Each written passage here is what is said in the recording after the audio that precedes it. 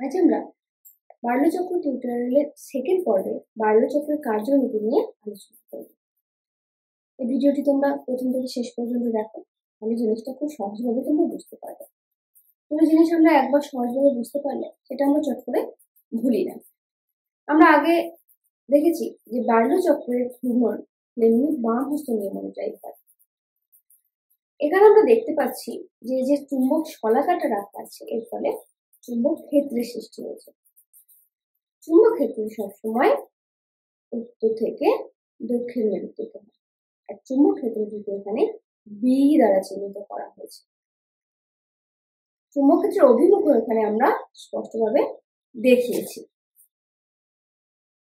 চুম্বক ক্ষেত্রের সাথে আমরা দেখতে পাচ্ছি তড়িৎ প্রবাহ বর্তমান, কারণ ব্যাটারির তড়িৎচালক বল S1 থেকে ধাতব দণ্ড, ধাতব দণ্ড থেকে ধাতব চক্র, ধাতব পারদ হয়ে S2 হয়ে ব্যাটারি পর্যন্ত বদ্ধ বর্তনীতে তড়িৎ প্রবাহ সৃষ্টি করেছে। যেহেতু আমরা জানি যে কোনো ধাতব পরিবাহীকে চৌম্বক ক্ষেত্রে সমকোণে রাখি, তাহলে পরিবাহীর উপরে একটি বল প্রযুক্ত হয়।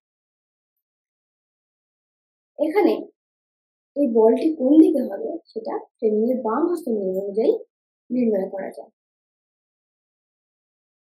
এখানে ধাতব চক্রটি পরিবাহীর কাজ করছে এবং এই ঘূর্ণনটা কোন দিকে হবে সেটা ফ্লেমিংয়ের বাম হস্ত নিয়ম দ্বারা বোঝা যায়। আমরা আমাদের বাম হস্তটিকে যদি এইভাবে রাখি, দেখব বার্লোচক্রটি বৃদ্ধাঙ্গুলির দিকে ঘুরছে।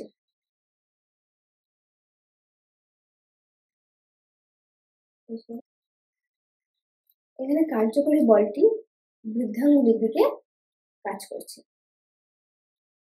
বার্লোচক্রের দাঁতটি যখন পারদেরকে স্পর্শ করে তখন বর্তনীটি সম্পূর্ণ। যখন দাঁতটি পারদ থেকে সরে আসে তখন বর্তনীটি ছিন্ন হয়ে যায়। কিন্তু গতিজাতের জন্য এই চক্রটি ঘুরতে থাকে।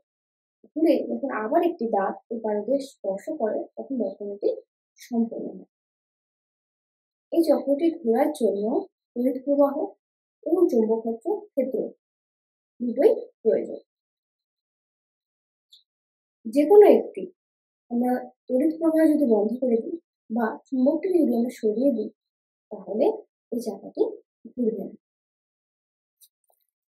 এর পরের ভিডিওতে আমরা বার্লোচক্রের ঘূর্ণন যে কোন কোন বিষয়ের উপর নির্ভরশীল সেটা নিয়ে আমরা আলোচনা করব।